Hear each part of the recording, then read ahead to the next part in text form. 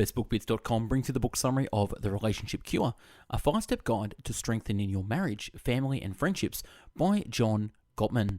From the country's foremost relationship expert and New York Times bestselling author, Dr. John M. Gottman, comes a powerful, simple 5-step program based on 20 years of innovative research for greatly improving all of the relationships in your life with spouses and lovers, children, and siblings, and even your colleagues at work.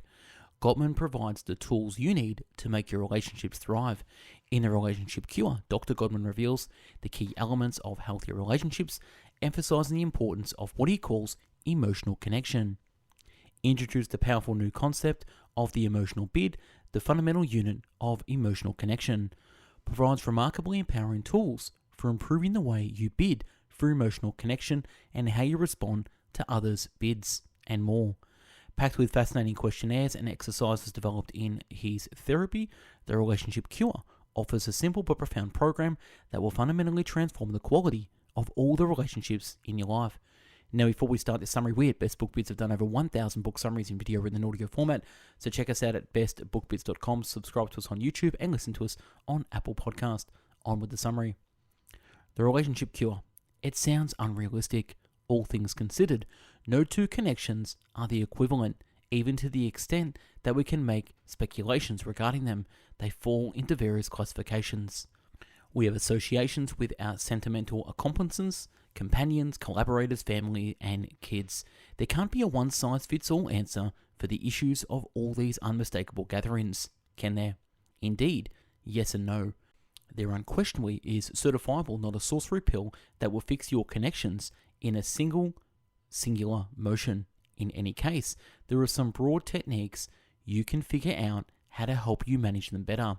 Step-by-step instructions to utilize these procedures shift from relationship to relationship and from issue to issue.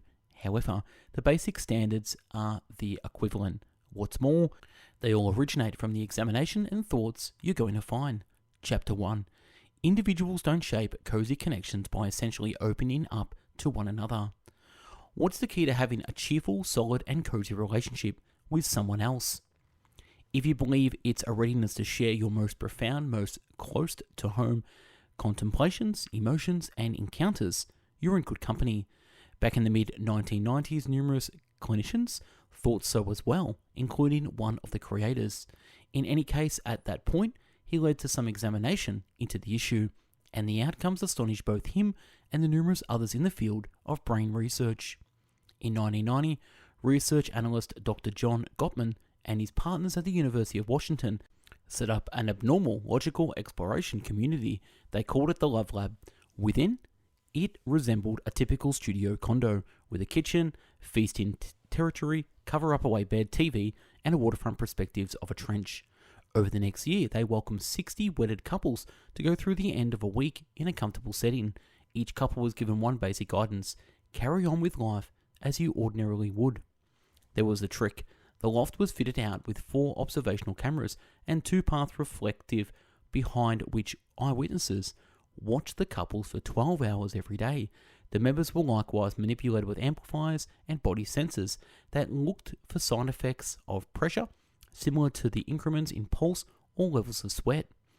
Dr. John Gottman gathered many long periods of video film demonstrating the couple's regular associations in moment detail. He at that point checked on the tape, looking for instances of accomplices exposing their spirits to each other. However, he looked constantly. He scarcely found any examples of what therapists call self-divulgence. Instead, most discussions went this way: Nectar might be able to snatch me some espresso. Indeed, dear. Or on the other hand, hello, look at this funny cartoon. Shh, I'm attempting to pursue. Pretty unremarkable stuff, correct? This is what Dr. John Gottman thought as well. Truth be told, he dreaded the entire test had been an exercise in futility. Yet at that point, in the wake of investigating the recordings for a couple of months, he saw something. The way to framing cozy connections was looking straight at him, not too far off in every one of those dull discussions. What made a difference wasn't so much the thing the couples were discussing. However, how they were discussing it to one another. What's more, It's an exercise that applies to all connections, regardless of whether sentimental or something else. Chapter 2. Offers are the most crucial units of a passionate correspondence. A wife requesting her husband to get her a mug of espresso doesn't seem like the stuff of an extraordinary relationship show. In any case, put yourself in the situation of the wife for a second. Envision that as opposed to stating, sure, Nectar, your better half reached by snapping, get it yourself. Do you feel the distinction? The primary situation uncovers decent, homegrown cooperation, such a thing you'd observe in a caring home. The second is more similar to something you'd find in a playbook reel called Why We Got a Divorce. The distinction comes down to what the creators call an offer and how your accomplice reacts to it. As indicated by the author, an offer is an endeavor to build up an enthusiastic association with somebody through verbal or non-verbal correspondence. It very well may be an inquiry, as, hello, did you see the game the previous evening? A shout similar to, goodness, take a gander at that dusk. A moment, for example, offering somebody a seat, or even only an outward appearance, similar to a straightforward grin. However, whatever structure it takes, and whatever its surface level significance, the basic message of the other remaining parts as before, it says, hello, I need to associate with you. The other individual would then be able to react in one of three different ways: moving in the direction of, getting some distance from, or betraying the offer. Envision you quite recently pursued a fascinating news story, and you need to impart it to a companion. Hello, you state, look at this present. What's your offer? Presently, envision your companion puts down his telephone and happily asks what's going on. That's him moving in the direction of your offer and reacting decidingly to your endeavor to build up an association. Paradoxically, envision your companion keeps gazing at his telephone, claiming not to get with you. Or then again, he attempts to change the subject by asking, do you understand what time it is? All things considered, he's getting some distance from your offer by disregarding or avoiding it. At last, envision he reacts by saying, wouldn't you be able to see? I'm sincerely busy, something. A negative response like this is betraying your offer. Through his examination, Dr. Gottman found that such offers and the three sorts of reaction speak to the key structure squares of enthusiastic correspondence and human association. Furthermore, as you'll see, these offers and offer reactions can represent the deciding moment of your connections. Chapter 3. Offers, as a rule, contain concealed messages. How's your day going? Do you have any plans tonight? These aren't significant inquiries. Truth be told, they may seem like simple, casual chit-chat, and yet, as offers to build up an enthusiastic association with somebody, each can assume a significant part in fortifying or debilitating that relationship. The explanation these inquiries are so significant is that there's something else entirely to them than meets the eye. Envision a sentiment couple, Mary and Jeff, sitting on a couch in their parlor. Mary hangs over to Jeff and says, "It's somewhat nippy in here, wouldn't you say?" This is her offered. To start to translate its concealed message, we should look underneath the outside of the basic connection. It shouldn't be any more obvious. It isn't so much that Mary simply needs to reveal to Jeff that she's cold, or see whether he concurs with her appraisal of the temperature. Mary has an implicit goal. She's trusting that Jeff will give her a nestle. All in all, she's offering him to draw nearer to her, both in a real sense and metaphorically. So for what reason doesn't she simply state, "Hello, Jeff, give me a snuggle"? Well, now and again, we make clear offers. However, normally we make them more inconspicuous and ambiguous, and all things considered, by outlining her offer for actual friendship as an assertion about the temperature.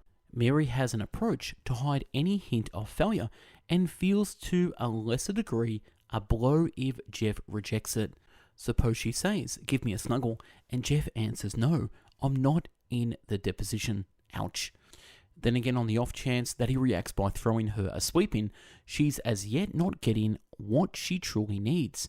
Yet in any event, she's receiving something positive consequently. And it's a ton better than by and large dismissal. Mary is likewise giving Jeff an approach to easily decrease her offer. Regardless of whether he realizes she most likely needs a snuggle, he doesn't need to experience the ungainliness of saying no on the off chance that he's preferably mind his own business. He can decide to decipher Mary's assertion in a real sense and react in like manner. As such, the ambiguity of our offers is an element, not a bug, and it regularly serves us well. Shockingly, it can likewise prompt a few issues, as we're going to see. Chapter 4. The shrouded messages of offers can be difficult to decipher, so react to them cautiously. Up until this point, we've zeroed in on a portion of the more direct offers that individuals may toss your direction. Certainly, there are concealed messages behind inquiries like, "It's somewhat nippy in here, wouldn't you say?" But you don't require a PhD in brain research to translate them. The shrouded messages aren't excessively covered up. If all offers were that basic, connections would be anything but difficult to explore. Be that as it may, truly, offers are frequently hard to react to. Truth be told, they regularly don't seem like offers by any stretch of the imagination. To some degree, we all have sentiments and wants that we don't have the foggiest idea of how to communicate. In any event, not helpfully. Also, on the off chance that we don't comprehend our feelings, it makes sense that we'd struggle to convey them to others. At the point when a kid pitches a tempered fit since her dad will not get her a toy, you may think the fit of rage is a declaration of outrage at not getting what she needs, yet it could likewise be an offer for her dad's solace. At that point, when a wife asks her husband, other stacked inquiry, "Why not ever call me when no doubt about it?" It's not simply an allegation, it's an offer for more correspondence. Inadequately communicated, however, an offer in any case. At the point when sensations of misery, outrage, or dread are included, individuals' offers can seem as though regrets, reactions, or grievances. What's more, they can be hard to perceive and react to. The key is to recollect this and rather look underneath the outside of what the other individual is stating. Envision you're the dad or wife in these models. Rather than protectively clarifying why you won't accept the toy, give the kid an embrace and recognize her neglected requirement for comfort.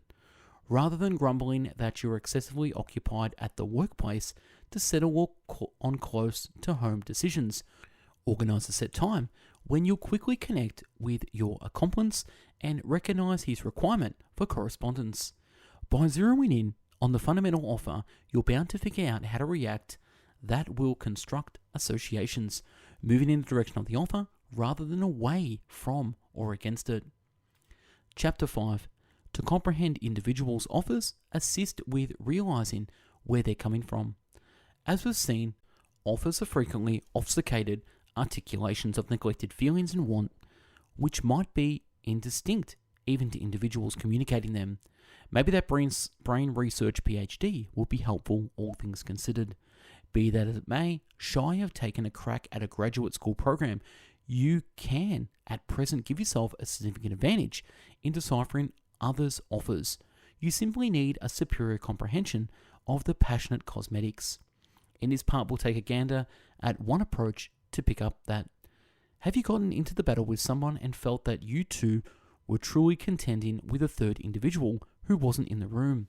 That is the thing that is resembled for Rick and Sarah, a couple that came to Dr. Gottman for treatment. At the point when Rick was a kid, his mum left him.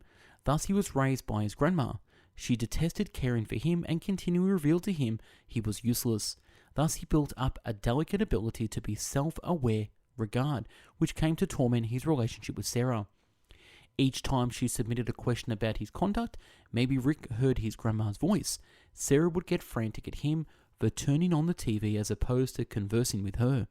Yet, as opposed to hearing a message about disliking the TV or needing to invest more energy with him, Rick heard her statement, "You can't do anything right." Concerning Sarah, one of 7 kids, she's experienced childhood in a helpless family and was instructed to hush up about her requirements. So she did exactly that in her relationship with Rick. In any event, up to 14 days, after which her dissatisfactions would detonate into grievances.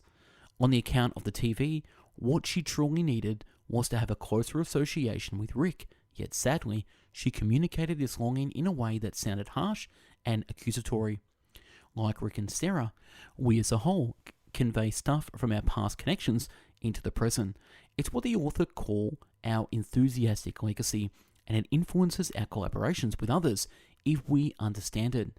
So it makes sense that the more you think about somebody's experience, the more you'll comprehend where they're coming from, and the more fruitful you'll be at deciphering their offers. Chapter 6. When causing offers to ponder your necessities and express them through delicate language. We should recap what we've realized up until now. To start with, basic cooperations between individuals are frequently offering for the passionate association.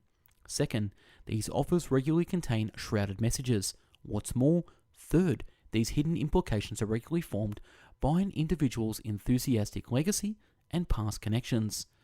On the off chance that you'll recollect this and attempt to study the notable individuals in your day-to-day existence, you'll become better at reacting to their offers helpfully.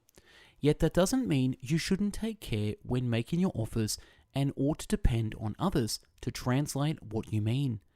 There are things you can do to make yourself bound to be perceived and such that meets your feelings, a mutual benefit for everybody. At whatever point you're attempting to get something throughout everyday life, it assists with understanding what you need. The equivalent is valid for others. Whenever you end up going to dispatch into contention or submit a question, stop and ask yourself, what's my neglected psychological condition here? Frequently, it will be established in a principal human motivation, similar to the need to feel that you and your friends and family are protected.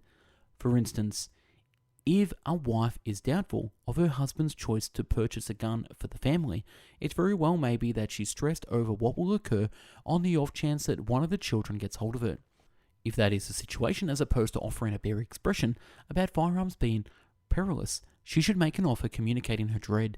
That way, rather than getting into a warmed contention about the option to remain battle-ready, the couple can address her interest and discover a trade-off, such as purchasing a lockbox to keep the weapon put away unattainable. Mellowing an offer additionally goes far to make it more tasteful.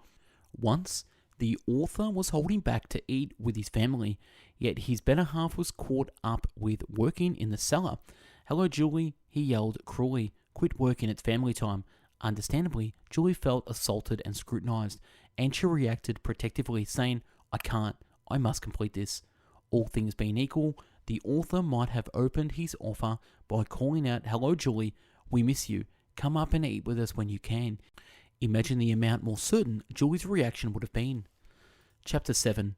If you get your underlying offered and offered reaction right, you can give yourself a greater open door for the association. The underlying offer and the offer reaction that commensurated the main rounds of passionate correspondence between two individuals are somewhat similar to the beginning of a neighbourly round of tennis. You can consider them the serves and bring volley back. If either player mishits this previous shot, the game could go to an abrupt end. However, if they're fruitful, the activity is simply beginning. To comprehend this better, how about we do a little in-depth examination of some passionate correspondence in real life? Two associations, Jim and Linda, are in the workplace. Jim approaches Linda's work area and makes his underlying offer, asking, "Things being what they are, do you have any designs for lunch?" Linda answers that she'd brought something from home and will eat outside. Understanding the concealed significance of the offer, she moves in the direction of it. "Need to go alone with me?" she inquires. "Sure," says Jim. At that point, he tightens the offer up an indent. "I'm going to the candy machine to get a beverage. You need anything?" "Better believe it, perhaps a Coke," Linda answers, moving in the direction of Jim's offered indeed. "Gracious, and I'll discover those photographs I outlined for you. I need to show them to you." "Extraordinary," says Jim. "I'd love to see them." Notice how the positive reactions expand on one another, bringing Jim and Linda close together. Presently, how about we witness what may, if all things being equal, Linda betrayed Jim's underlying offer. "Have any designs for lunch?" Jim inquires. "Lunch? In the office? Who has the time?" Linda snaps, proceeding to gaze at her PC screen and leaving poor Jim despondent. Now Jim may mutter something about eating together some other time, and Linda may react with a short, definitely, sure, but in every way that matters, the correspondence between them is finished. Just like any opportunity to interface in the interim, in an equal universe, the previous renditions of Jim and Linda are perched on a recreation center seat, chuckling at photographs of her canine and building a relationship. We've said it previously, yet it bears rehashing. There's much more to offer than initially meets the eye. How they are made and reacted to can have an immense effect on how connections unfurl. Chapter 8. You don't need acknowledged to an offer to face an incentive to react decidedly. Oh, you may be reasoning, does this mean I need to acknowledge each lunch greeting that comes in my direction? It seems like on the off chance that I decrease an offer or even neglect to get on one, I'll be convincingly harming my connections and driving individuals from me. Try not to stress. The circumstance is far less extraordinary than that. Luckily, you can in any case move in the direction of others' offers and construct associations with them while simultaneously declining the solicitations you're reluctant, incapable of, or just uninterested in tolerating. Everything boils down to how you react. We should return to Jim and Linda and their lunch plans.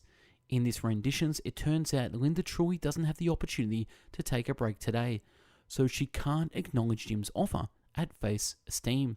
That is, as an encouragement to eat together on this specific day. Yet that doesn't mean she can't react decidedly and move in the direction of the offer. Goodness, I'd truly love to eat with you, she could state, yet I'm so overwhelmed with work at present. Possibly tomorrow, or then again we could snatch an espresso and make up for lost time after work. Notice how Linda confirms her longing to associate with Jim, even while she decreases his specific chance. She likewise offers some elective ways for them to associate.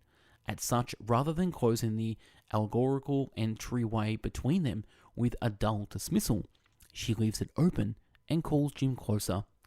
Jim will now be able to continue with his offer, consenting to one of her other options and expanding on his underlying suggestion. For example, he could offer to carry her something to eat, giving her more opportunity to control through that heap of work. A similar exercise applies to any offer that requests that you accomplish something that you can't or just don't have any desire to do. Rather than stressing over tolerating it at face worth or saying no or in harming your relationship, utilize the occasion to console the other individual on your longing to associate. Recall the sport of tennis from prior. Saying no in this manner is the thing that permits you to keep that bundle of amicable correspondence noticeable all round and flying to and fro across the net. Chapter 9. Our examples of reacting to individuals' offers can affect our connections over the long haul. Recall your latest connections with the individual in your day-to-day exercise. Did you move in the direction of, away from, or against someone's offered? Whatever your reaction, don't lose an excessive amount of rest over it. Regardless of whether you respond to an offer decidedly, an erratic trade won't save or devastate your relationships. Connections get developed or worn out over the long haul through numerous offers and offer reactions. However, your activities do add up, so while one unforgiving word presumably won't do a lot of damage, don't fall into despondency for cruelty. If a relationship is set apart by an example of one of the two individuals reacting contrarily to the next, they're probably going to float separated. If the example is positive, they will in general turn out to be nearer. There are 2 or 3 explanations behind this. To start with, moving in the direction of one another's offers prompts more associations to interface, while dismissing or against them does the inverse. As we saw with Jim and Linda, it can spell the distinction between having or not having that lunch with your colleague. Second, similarly as offers pass on shrouded messages, so too do our reactions to them. If you move in the direction of an offer, you're certainly saying, I esteem you, I like investing in energy with you. But on the off chance that you get some distance from or against an offer, you're possibly sending unintended messages as I don't like you or I need to hurt you. Put these messages on rehash, and in the long run, you have an example that sinks into the other individual's brain as an impression of how you feel about them. On the off chance that it's good, they'll feel a ton of kindness towards you, which can help when you face clashes. Yet if they're particularly negative, they might wind up feeling like you scorn them and abandon making offers for the association through and through. All things considered, why? It should not shock anyone at that point that an example of negative offer reactions is a solid indicator of issues. As indicated by the author's exploration, relationships made a beeline for separate wives contrarily respond to their husband's offer for association, a shocking 82% of the time. In stable relationships, that figure drops to a simple 19%. So no, you don't need to get things right constantly. However, more often than not, it's certainly an objective worth focusing on. In review, if you break down others' correspondence with you, you'll see that they're frequently making offers to associate. These offers may come as obscure language, or they might be veiled as protest or analysis, so you'll have to decipher them cautiously. Whatever you do, recall that your decision to move in the direction of, away from, or against an offer is something that can majorly affect your connections. Try not to pause. Our individual offers and offer reactions accumulate after some time. However, to get to the show on the road, you need to begin someplace. Will that lunch with your collaborator lead to a long-lasting fellowship with anyone else? Likely not. However, it very well may be the definitive initial step to a profound and enduring relationship. And that's a wrap on this book summary, The Relationship Cure. If you like the summary, click the link to download this. We at Best Book Bits and over 1,000 book summaries in video, written, and audio format. So check us out on YouTube, the website bestbookbits.com, and listen to us on Apple Podcasts. If you want to support our channel, we have put together our top 500 Best Book Bits summaries in one massive downloadable PDF and MP3. Get offline, read and listen forever offline. Thank you very much for watching and listening. Have yourself an amazing